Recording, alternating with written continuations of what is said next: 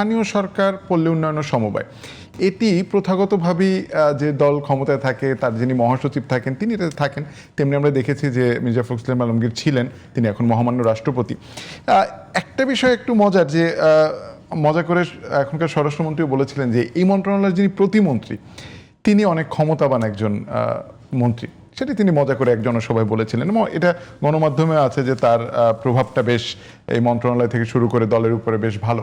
এইখানে নতুন recruitment doctor Abdul Moin খান, অভিজ্ঞ একজন রাজনীতিবিদ এবং তার আসলে মন্ত্রিত্বের অভিজ্ঞতাও রয়েছে। সব মিলিয়ে বিএনপির তৃণমূল পর্যায়ে অর্থাৎ স্থানীয় পর্যায়ে তার উন্নয়ন থেকে শুরু করে, যেহেতু খাল খনন যদি এটি পানি সম্পন্ন মন্ত্রণালয়, কিন্তু তার সামগ্রিক উন্নয়নটি আসলে এলজিআইডি মন্ত্রণালয় দেখবে। এই মন্ত্রণালয় আব্দুল মঈন খানকে কিভাবে দেখছেন? এলজিইডি মন্ত্রণালয় মূলত একটা রাজনৈতিক মন্ত্রণালয়। কী কারণে রাজনৈতিক মন্ত্রণালয়? যে কারণে রাজনীতিতে থাকা অর্থাৎ দলের রাজনীতিতে যিনি শীর্ষ থাকেন মহাসচিব, বিএনপি বরাবরই না কয়েকবার এই মন্ত্রণালয়ের দায়িত্ব পালন করেছে।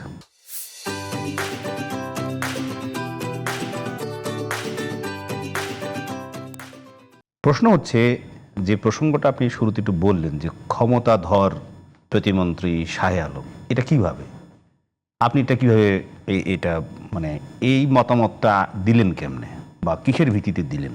ওনার কি ক্ষমতা, শাহে আলমের কি বাড়তি কি ক্ষমতা আছে? আমি কোট করেছি, আমি বলেছি স্বরাষ্ট্রমন্ত্রী হিউমারিং করে অনেক কথাই বলেন, কিন্তু আমরা যখন লাইভে কথা বলি তখন এই কথাগুলো পরবর্তী সময়ে সামাজিক যোগাযোগ মাধ্যমে কিন্তু যায়।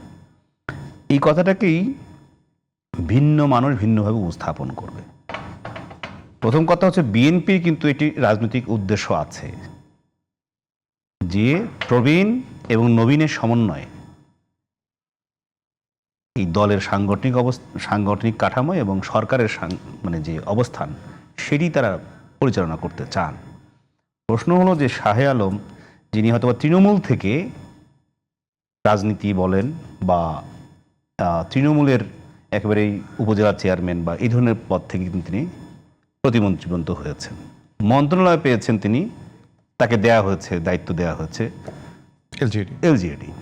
এলজিআরডি মন্ত্রণালয়ের মন্ত্রী হিসেবে সারা দেশের সাথে তার যোগাযোগ খুবই স্বাভাবিক।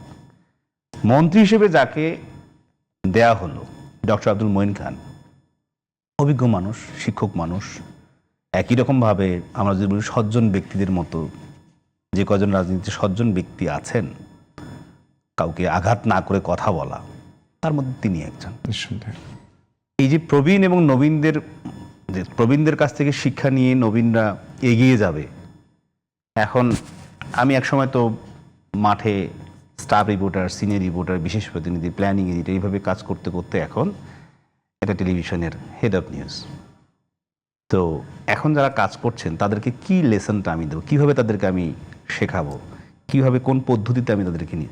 সো মন্ত্রী হিসেবে এখন মন্ত্রীর দায়িত্ব হচ্ছে প্রতিমন্ত্রীকে প্রস্তুত করা আগামী সরকার বা যখন আবার নির্বাচনের মাধ্যমে বিএনপি ক্ষমতায় আসলে এই প্রতিমন্ত্রী এখন শাহে আলম তিনি যেন এমনভাবে তৈরি হন, এমনভাবে প্রস্তুত হন যেন যে কোনো মন্ত্রণালয়ের দায়িত্ব দিলে তিনি তারপর মানে সঠিকভাবে দায়িত্বটা পালন করতে পারেন। এটি কিন্তু হবে ডক্টর আব্দুল মঈন খানের সফলতা। কারণ ডক্টর আব্দুল মঈন খান বিজ্ঞান প্রযুক্তি মন্ত্রণালয়ের দায়িত্বে ছিলেন, মন্ত্রীর দায়িত্বে ছিলেন। এখন আবার মন্ত্রী হয়েছেন, তার জন্য খুব বেশি বড় কিছু না, কিন্তু মন্ত্রণালয়টা জরুরি। তার সাথে একজন মানুষ আছে মীর শাহে আলম, যে প্রতিমন্ত্রী, যে তাকে নিয়ে কিছু গণমাধ্যম বা সোশ্যাল মিডিয়ায় কিছু বিতর্ক হয়েছে, এই বিতর্কগুলো অবসান করে দেওয়া। কারণ প্রতিমন্ত্রী এককভাবে কোনো মন্ত্রণালয়ে কোনো কিছু করার সুযোগও নাই এবং রুলস অফ বিজনেসেও তা নাই। কিন্তু অহেতুক একজন মন্ত্রীকে বিতর্কিত করতে গিয়ে বা কোনো কিছু করতে গিয়ে পুরো সরকারকে যদি কেউ বিতর্কিত করার চেষ্টা করে, সেই জায়গায় একটু সাবধানভাবেই আমাদের, যদি আমরা চাই যে বিএনপিকে আমরা দেখতে চাই বিএনপি কি করে, বিএনপিকে কিন্তু আমরা এই কথা না যে বিএনপি যাহা করিবে তাহাই হ্যাঁ বেশ বেশ ওরকম পদ্ধতিতে আমরা সাংবাদিকরা নাই। আমরা আছি, বিএনপি বলেছে 180 দিন, আমরা 180 দিন দেখলাম, তারপরে আরও কিছুদিন দেখবো আমরা।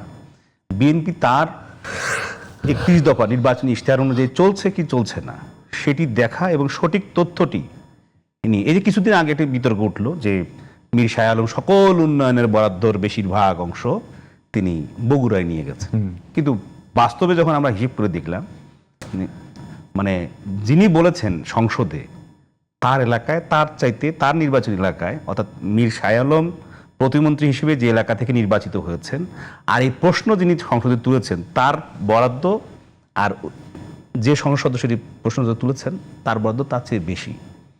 প্রশ্নটি হচ্ছে এই জায়গায় যে আমরা সুশাসন বলবো কোন জায়গায়?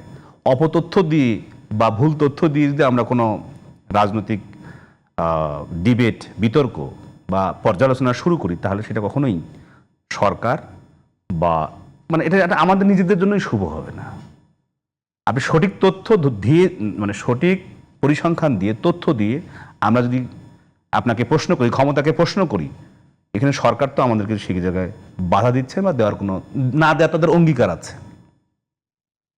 বিএনপি সরকারের অঙ্গীকার আছে যে ক্ষমতাকে আপনারা প্রশ্ন করতে পারবেন সঠিক তথ্য উপাত্ত দিয়ে, তাদের অনিয়ম দুর্নীতির সাথে কোনো যদি জড়িত থাকে সঠিক তথ্য নিন, সরকারকে জবাবদিহি করুন, এতে কোনো সমস্যা নেই। সরকার, এই সরকার কোনো তথ্য লুকাতেও চায় না, ঢাকতেও চায় না, গোপনীয় বলে কোনো তথ্য নাই। যা জনগণ, জনগণের সরকার, জনগণের তথ্য ওপেন নেন।